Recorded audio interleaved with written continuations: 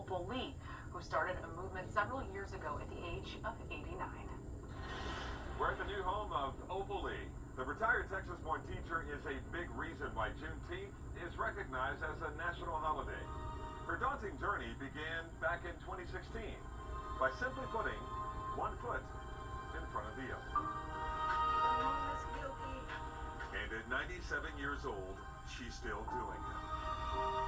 Walking the walk and talking the talk.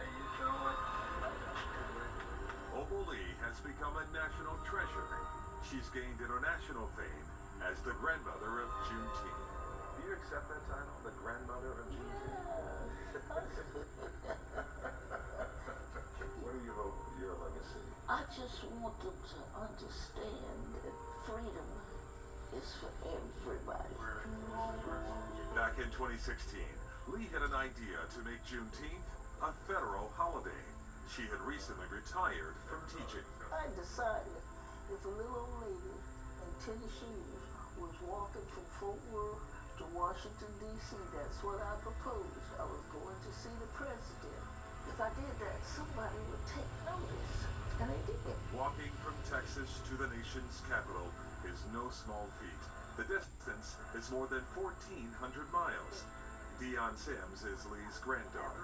Even if you do 5 miles a day in the morning and the afternoon, you're not going to get there before he leaves office.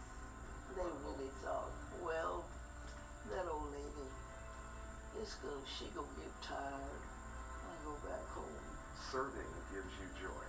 Yeah, I mean, there's always something to do. All right now. Opal Lee's decision to do something began when she was 89 years old. Her vision would require an army of volunteers. People would join me. We walked through Fort Worth and Arlington and Grand Prairie and Dallas and Fox Springs and Joplin. It was in the tiny town of Joplin, Texas, that Lee faced her first setback. She was promised an RV. They decided what I was doing was too political. They kept their RV, but we didn't miss a beat.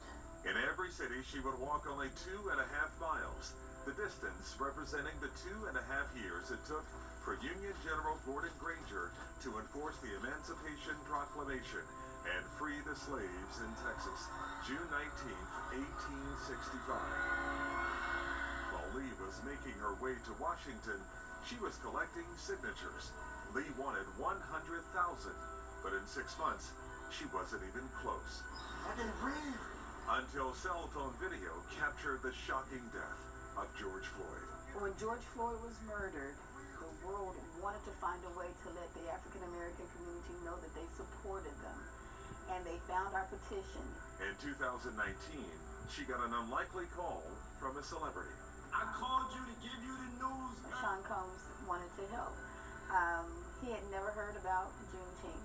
We had also had support from Lupita and Usher, Kim Kardashian, Nico Brown. By the time Lee and her new family of volunteers had reached Capitol Hill, they had 1.5 million signatures. We got this call to go to the White House. President Biden would make Juneteenth a federal holiday in June of 2021. All right. He signed them bill into law and gave me that pen.